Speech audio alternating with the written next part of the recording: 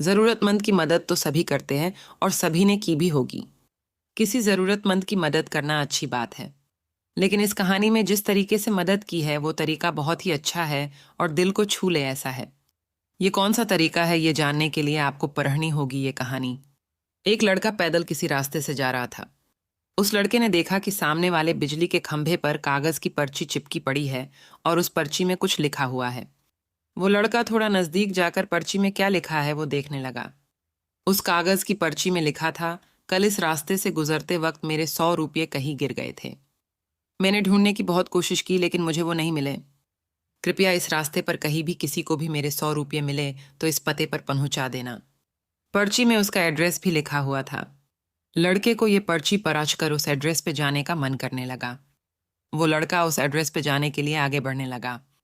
उस एड्रेस पे जाकर लड़के ने देखा कि वहां पर एक झोपड़ी है। लड़के ने बाहर से आवाज लगाई तो उस झोपड़ी में से एक वृद्ध औरत लाठी के सहारे बाहर आने लगी। लड़के को पता चल गया कि वो वृद्ध औरत सिर्फ अकेली ही इस झोपड़ी में रहती है। वो लड़के ने उस वृद्ध औरत से कहा कि माँ जी, आपके 100 रुपये जो गिर गए थे वो मुझे मिले हैं। ये रहे आपके 100 रुपये। उस लड़के की बात सुनकर वो वृद्ध औरत रोने लगती है और कहती है कि बेटा, अब तक करीब 15-20 लोग मुझे 100 रुपये देकर जा चुके हैं।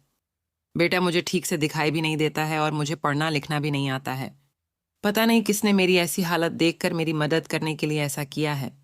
लड़के ने 100 रुपये रखने के लिए कहा, पर वो वृद्ध औरत नहीं मानी। लड़के के बहुत आग्रह करने के बाद आखिर में वो वृद्ध औरत मान जाती है, लेकिन वो उस लड़के से कहती है कि तुम जाते वक्त वो पर्ची वहां से फाड़ कर फेंक देना। मुझे पता नहीं कि किसने मेरे पे तरस खाकर ऐसा किया है। लड़के ने कहा, माँ जी, आप इस बात की फिक्र मत करना, मैं वो पर्ची फाड़ दूंगा। अब वो लड़का उस वृद्ध औरत के घर से निकल जाता है। थोड़ी देर चलने के बाद उस लड़के ने सोचा कि आखिर मुझसे पहले आए हुए उन 15-20 लोगों को भी इस माँ जी ने वो पर्ची फाड़ने को कहा होगा, लेकिन उनमें से किसी ने भी पर्ची को नहीं फाड़ा, तो फिर मैं क्यों फाड़ दूं।